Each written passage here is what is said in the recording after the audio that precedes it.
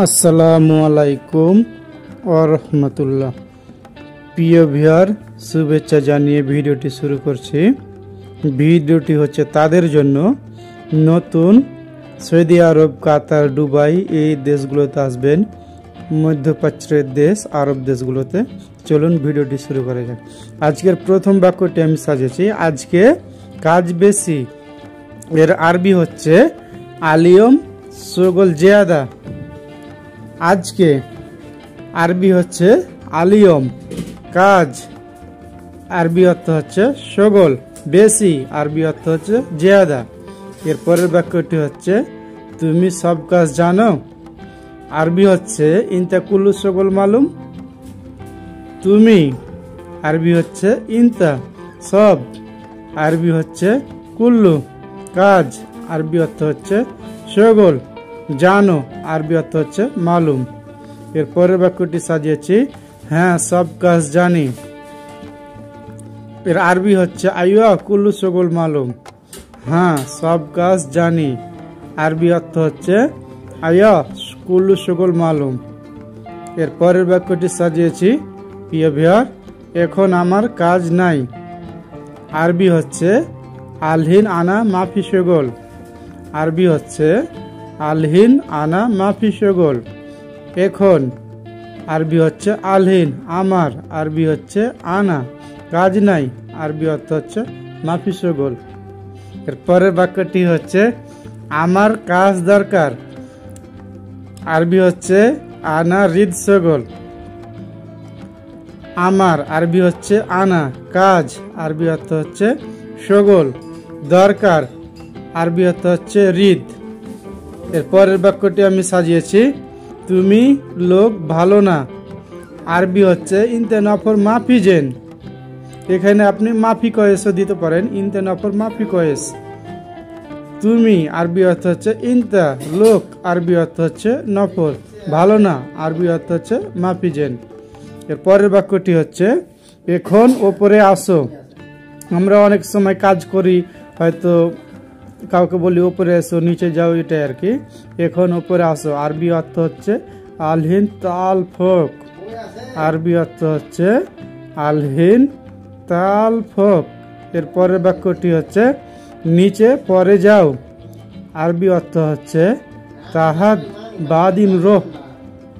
নিচে, আরবি অর্থ হচ্ছে তাহাদ। পরে, আরবি অর্থ হচ্ছে বাদিন। যাও, আরবি অর্থ হচ্ছে রোহ। এর পরের বাক্যটি হচ্ছে আমার কাছে ওষুধ নাই। আরবি অর্থ হচ্ছে আনা ফি মাফি দাওয়া। আরবি আনা ফি মাফি দাওয়া আমার, আরবি অর্থ হচ্ছে আনা কাছে বা থাকলে হয়তো সেটাকে ফি বলে, নাই ওষুধ নাই হচ্ছে মাফি দাওয়া। এর পরের বাক্যটি হচ্ছে দোকান কখন যাবে।